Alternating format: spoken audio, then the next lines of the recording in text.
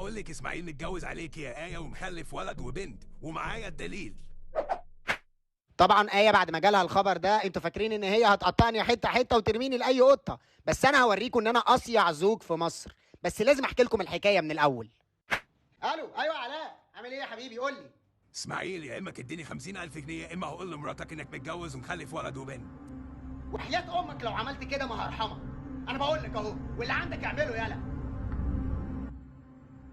ايوه يا احمد، بقول لك ايه، نفذ اللي انا هقوله لك بالحرف الواحد، وتتصل بانور تقول له ينفذ اللي انا هقوله له بالحرف الواحد. سامعني ولا لا؟ حبيبتي انا جيت. الحمد لله على سلامتك يا حبيبي. اخبار الشغل ايه؟ كان متعب، كان مقرف. ايه ده؟ احمد بيتصل. رد عليه كده وشوفيه عايز ايه. افتحي سبيكر. الو. ايوه ايه، انا سمعت ان اسماعيل جوزك حرامي بنوك دولي. انت تعمل كده؟ انا احساسي عمره ما خيب، الشك دايما جوه قلبي ودايما يا ستي ايه الاوفر اللي انت بتعمليه ده؟ على فكره انت ظلماني، وانا هثبت لك دلوقتي ان انت ظلماني. الو يا ابو حميد. يا سمعة. يا سيدي صدقتك وانت اللي كسبت الرهان. ماشي، هبعت لك الفلوس على فودافون كاش. سلام.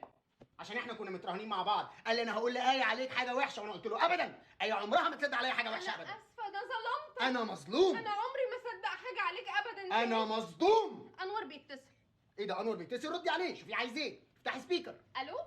هي اسماعيل الاسبوع اللي فات ما كانش عنده شغل وكان بيقعد في شرم.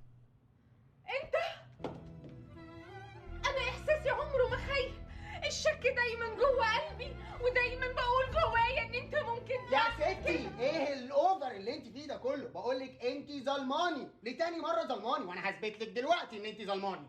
الو سمعة. ايوه يا ابو الانوار، انت اللي كسبت يا سيدي الرهان، وهبعت لك 5000 جنيه على انستا باي. ماشي سلام.